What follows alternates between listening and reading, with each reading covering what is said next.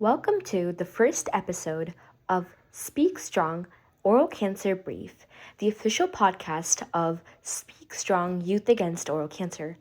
I'm your host, Virginia Bishi, and today we're going to dive into a topic that often goes unspoken until it's too late: the diagnosis of oral cancer. Yes, we're talking about a disease that affects thousands of lives every year, yet many of us don't even know what to look for. Before we dive right into today's topic, we wanted to go over what SpeakStrong really is. Welcome to SpeakStrong, the voice of a global movement of youth standing up against oral cancer. I want to take a moment to share the journey of this organization. What we started as a vision to protect this generation and the next has grown into a journey and an international network. We aren't just talking, we are taking the actions, and we've had the privilege of hosting guest sessions with cancer researchers from institutions like Case Western Reserve University. We bring in high-level science directly to our community through seminars that we often post on our YouTube pages. Our impact is truly global. We have ambassadors from all over the United States spanning across multiple states, additionally dedicated members joining us from countries such as India. You might have seen the work on our TikTok, Instagram, and YouTube, where our awareness videos have reached hundreds of viewers, and we've even taken a mission across borders by collaborating with the Mouth Cancer Foundation in the United Kingdom to design and distribute awareness posters that have gained attention on the media. So whether you've seen our posters or watched our content online, our goal remains the same: to turn awareness into prevention. Now, let's go right into today's topic. Today, we don't have an expert joining us, but in the coming episodes, we will feature multiple experts on this topic.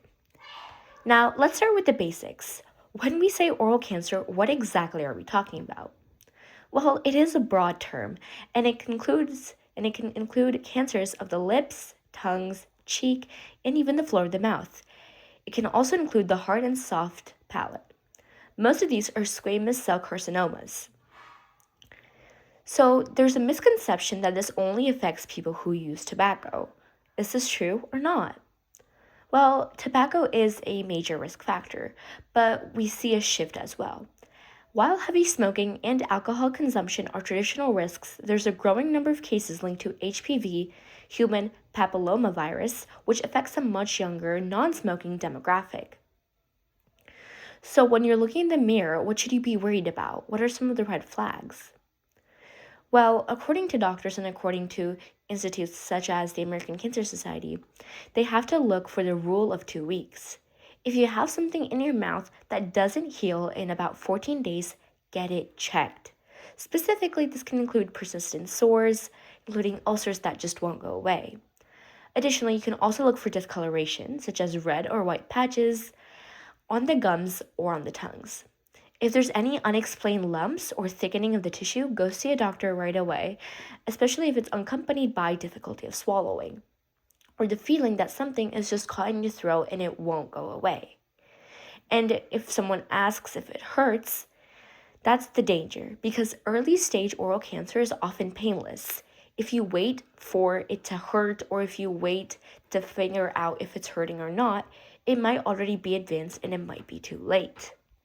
Now, if you're looking and if you think that you might have one of these signs, what's the next step?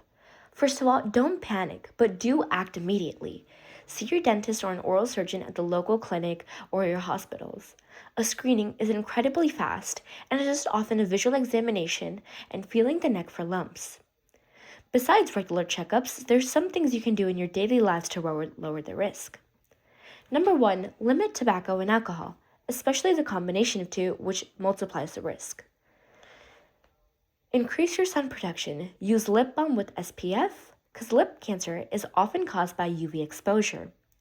Finally, improve your diet. A diet rich in fruits and vegetables provides antioxidants that can help protect cells. Now, before we close today's episode, what is one thing we want our listeners to take away today?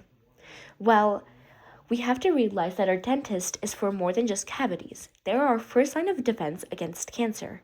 A 5-minute screening once a year can truly save your life. Thank you for listening to today's episode of Speak Strong Oral Cancer Brief. And to our listeners, you can find a checklist of symptoms and other resources on our website at SpeakStrong Youth Against Oral Cancer. Stay healthy, stay informed, and we'll see you next time.